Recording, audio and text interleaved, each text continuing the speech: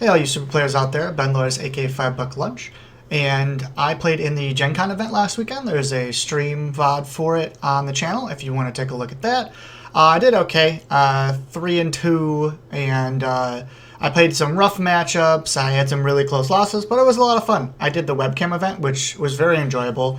And actually, if you guys wouldn't mind, I want to do a video on kind of people's reactions to how the Gencon event went. For me, it was mostly positive, but that might not be the same for everybody. So there's a link in the description. I'm also putting a link out on Facebook for a survey. Please fill that out so I can make a video and see what people thought about it. But I wanted to talk about a deck that someone I played against me. His name is Brandall Cantu, I believe is how that's pronounced. I played him round 5, and we had a really good match. He beat me pretty bad, because the deck I was playing was like an aggro kind of hand control type deck, and he had a really interesting take on Vegeks that I kind of wanted to share. So I thought the deck was cool, and I thought I'd give him a shout out, and yeah, so let's take a look at it. So it's Vegeks. It's got the standard, you know, Trunks, Vegeta, and Gotenks, and Supreme Kai of Time, but instead of playing like the Vegeks Unisons and all that kind of stuff, he's playing the Majin Buu engine, the handless version. This deck in particular, in best of 1 tournaments, which it sounds like that's what a lot of our stuff's going to be for a little while, is particularly powerful because your opponent, it's definitely like way more glass cannony than the other Vegeks decks, but that's not necessarily a bad thing in a best of 1 tournament because your opponent can't like side into more defensive options. So basically the idea is you mill like normal with the Vegeks structure deck cards, but then you have like Babidi and Majin Buu in order to help you play the Majin Buu chain.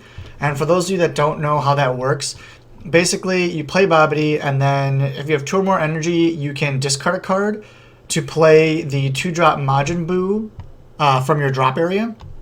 And then as long as your hand is empty, you can go from the 2-drop to the 4-drop to the 5-drop to the 5-drop to the 6-drop for free.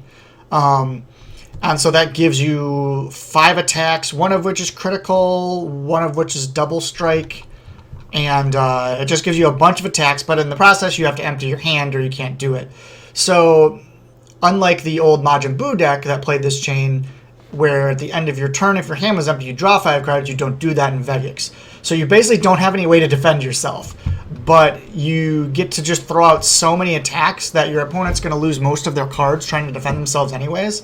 This deck is also extremely good if your locals has a lot of like hand control, like decks that use the Graveyard Rebrian or any of the Dredge Coup hand control type decks, because you don't have a hand. Like the discard doesn't do anything to you. That's one of the reasons that it beat me so badly, is because I was kind of relying on a lot of my discard effects. Other than that, it plays a lot like the other Vegeks. You can use Fu Mission Accomplished to grab back your Bibidi super combo, which is super powerful. You can use Koitsu to cycle back. He was playing Dark Power Black Mass Sand because it was best of 1. So instead of trying to having these as a side option to come in, he just decided to main them, which is fine against in best of 1 since it hits a lot of things in the format. Another thing I wanted to talk about real quick is that the top end of the Majin Buu is Majin Buu Supreme Evil, and it can't be removed from battle area by your opponent's skills, which it actually probably won't stick around too much in this deck, simply because your hand's empty, so you can't really combo to protect it. But while it's in rest mode, your opponent can't use non-leader cards to add cards from their deck to their hand. So like they have to solve this problem before they can like function with the rest of their deck for a lot of the most part. Also, another important thing is that you can pay 3 to give him triple strike, which makes it a really good finisher. But yeah, other than that, it's basically just the Majin Buu chain cards and the Vegeks cards kind of smashed together. Malicious Mimicry is another really good thing that allows you to play your Majin Boos from your drop, which is important since you're milling so many cards. But yeah, just the natural like pluses of the Vegeks really lend themselves to the Buu, because in most decks, like you get to 0 cards, you play your Buu, and like the next turn you wouldn't really have a play if they got rid of the Buu. But with Vegeks, since on average you hit like 2 things every time you mill, and in this deck there's even more things to hit, because if you hit like a Malicious Mimicry or something, you can just do your Buu chain again.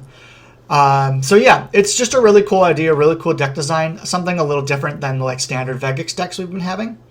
So yeah, and congrats to Brandall once again for beating me in the tournament.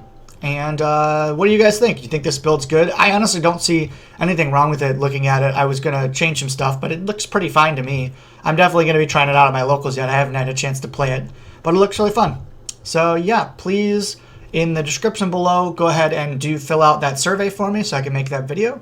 Go out there, play some Super, and have some fun.